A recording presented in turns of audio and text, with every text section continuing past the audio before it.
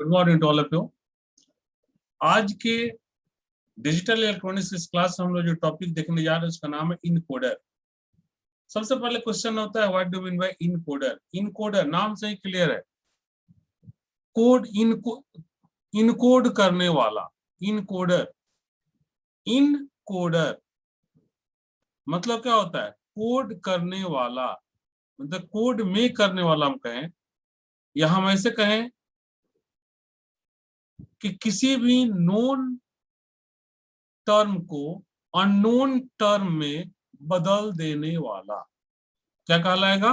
Encoder. ठीक है, मतलब उसको वो क्या कर दिया? इनकोड कर दिया, उसको एक फॉर्म से दूसरे फॉर्म में बदल दिया, उसको ऐसे फॉर्म में डाल दिया जिसको कि पहले वो ऐसे फॉर्म में था जिसको सब कोई जान सकता था, समझ सकता था, पढ़ सकता था।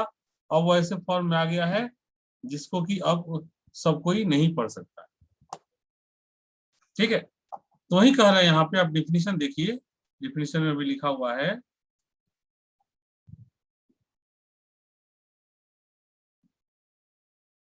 देखिए encoder. Correct, encoder is a combinational circuit. Encoder क्या है? एक कॉम्बिनेशन सर्किट है which encodes known code. Known code को हम लोग स्टैंडर्ड कोड के नाम से भी जानते हैं। तो correct, which encodes known code to unknown code, मतलब जो नोन कोड को अननोन कोड में कन्वर्ट कर देता है, इनकोड कर देता है नोन कोड से को अननोन कोड में, उसको हम बोलते हैं इनकोडर। अब यहाँ पे नोन कोड से अननोन कोड में कन्वर्ट करने की जब बात आती है, जब हम लोग इनकोडर की बात करते हैं, तो जनरली हम लोग जो इनकोडर में जो टर्म बात कर रहे हैं वो है हमारा 10 to 4 line encoder. 10 to 4 line encoder. ठीक है, मतलब इसमें कहता है कि 10 लाइन को 4 लाइन में कन्वर्ट कर दो, जिसको कि हम लोग इसी को जो 10 to 4 लाइन इनकोडर है, इसी का एक दूसरा भी नाम है जिसको हम लोग बोलते हैं डेसिमल टू बीसीडी इनकोडर।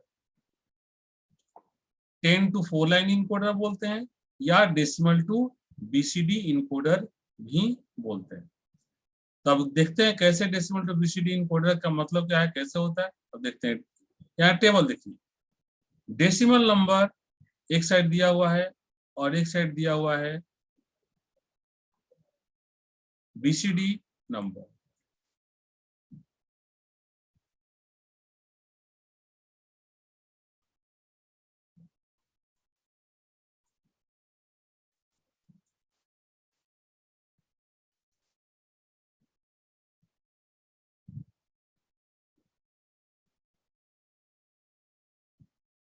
देखिए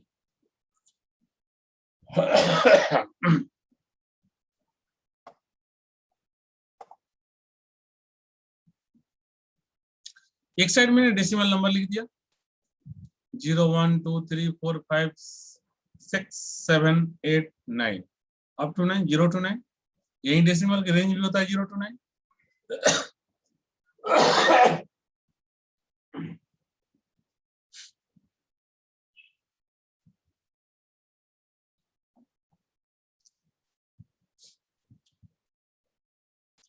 तो हम लोगों ने यहाँ पे पहले डेसिमल नंबर लिख दिया, उसके बाद इसका बीसीडी कोड हमने यहाँ लिखा।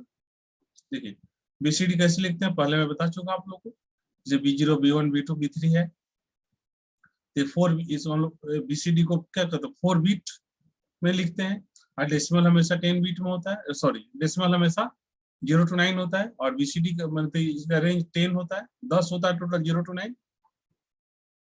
और जो बीसीडी होता है वो 4 बीट का होता है, इसीलिए इसको बोला जाता है 10 to 4 बीट इनकोडर। ठीक है। देखिए जीरो का देखिए 0 0 0 0, 1 का देखिए 0 0 0 1, 2 का 0 1 0 0 1 0, 3 का 0 0 1 1, 4 का 0 1 0 0, 5 का 0 1 0 1, 6 का 0 1 1 0, 7 का 0 1 1 1, 8 का 1 0 0 0, 9 का 1 0 0 1। तो ये जो हमारा बीसीडी कोड है, बीसीडी का मतलब क्या होता है? बाइनरी कोडेड डेसिमल, मतलब डेसिमल का जो है वो बाइनरी कोड में कन्वर्जन।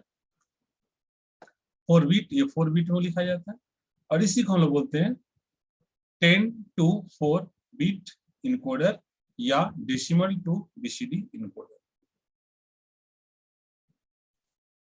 ठीक है।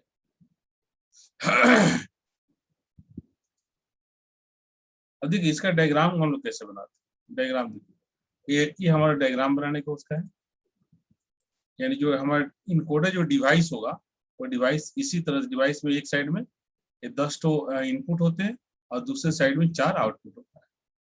ठीक है।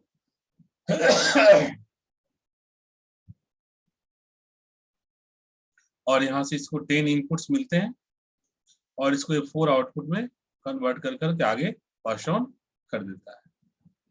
ठीक है।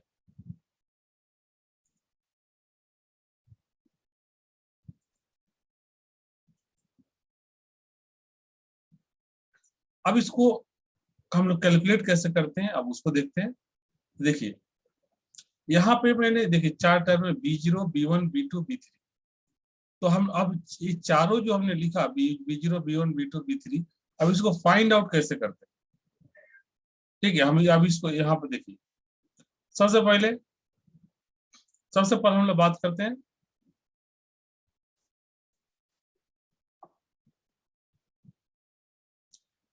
B3 की एक्सप्रेशन लेते हैं। तो इस डायग्राम में देखिए B3 के लिए आप बात करते हैं। देखिए B3 हमारा ये है,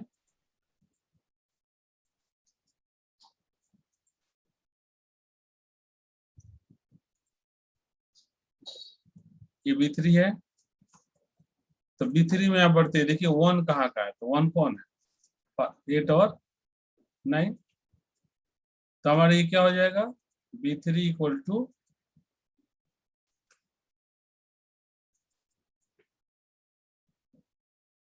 देखिए B3 इक्वल टू 8 प्लस 9। उसी तरह से एक्सप्लेनेशन फॉर B2, B2 को लेंगे। देखिए B2 में क्या आज 1 किसका है, तो 4 5 6 7। तो इसलिए देखिए आप B2 equal to 4 plus 5 plus 6 plus 7। अब B1 के लिए आते हैं। B1 के लिए क्या है, देखिए 0 1 2 3 6 7। तो देखिए 2 प्लस 3 प्लस 6 प्लस 7।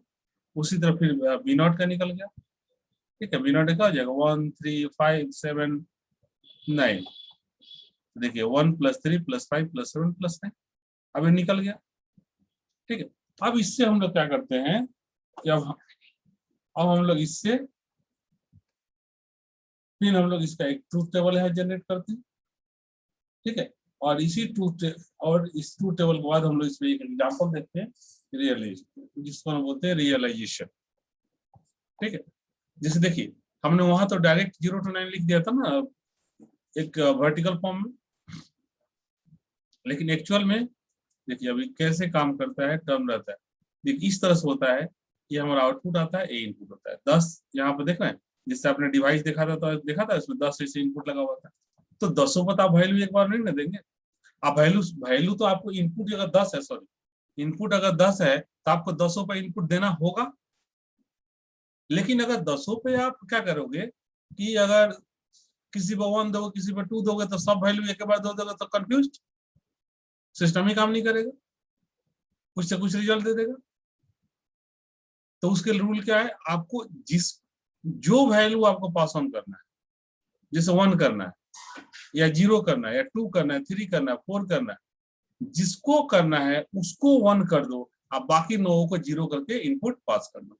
जैसे देखो यहाँ पे 0 है, यहाँ पर आप देख रहे हैं यहाँ 0 का वैल्यू 0 यहाँ से पास ऑन कर रहे हैं, 0 पे 0 का 1, बाकी सब 0 बाइनरी में। 0 के सामने 1 कर दिए, मतलब कि 0 हाईलाइट हुआ है। देखिए आउटपुट में देखिए 0। फिर यहाँ देखिए 1 आना चाहिए, ये 1 दे रहा है, तो देखिए यहाँ पे 1 देख रहे हैं, 1 पे 1 किया हुआ है, मतलब 1 को हाईलाइट किया हुआ है, बाकी सब को डी हाईलाइट किया मतलब 0 किया हुआ है। फिर उसी तरह देखिए 2 को यहाँ हाईलाइट किया हुआ है, तो आउटपुट देखिए 2 आएगा। देखिए आउटपुट में 2 आ रहा है बीसीडी में। आप इसको डेसिमल कन्वर्ट करके देख लो 2 है कि नहीं, बिल्कुल है। तो उसी तरह से सभी का यहाँ पे है, ठीक है।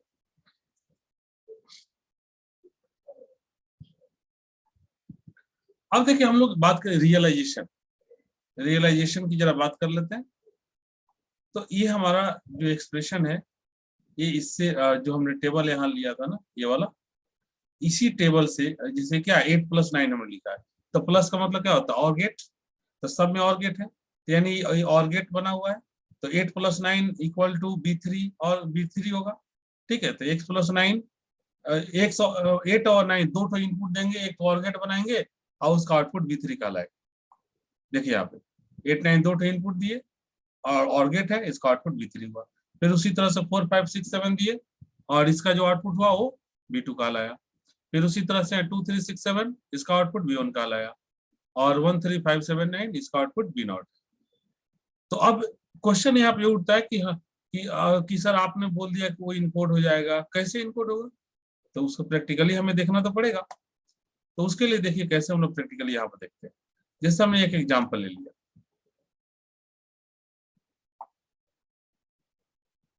ध्यान देकर समझिएगा इसको। हमने एग्जाम्पल लिया कि हाईलाइट्स द नंबर 5, मतलब 5 को हाईलाइट करना है, ठीक है। तो 5 को हाईलाइट करना है मतलब कि 5 का क्या करना है आपको, इनकोडिंग करना है। तो 5 का इनकोडिंग अब देखिए कैसे। तो हमने यहाँ पर क्या करेंगे, 5 का इनकोडिंग करना है, तो पूरे ही टर्म ये जो चार आपके सामने जो 4 तो गेट दिख रहा है, तो चारों ही गेट में जाइए और जिस जहां जहां 5 मिले वहां वहां हाईलाइट कर 1 कर दीजिए और जहां नहीं मिले वहां 0 कर दीजिए। तो यहाँ देखिए 8 9 है, इसका देखिए इनपुट 8 का भी 0 9 भी 0, तो स्वाभाविक है जब दोनों इनपुट इसका 0 है और गेट है तो इसका रिजल्ट भी 0 होगा।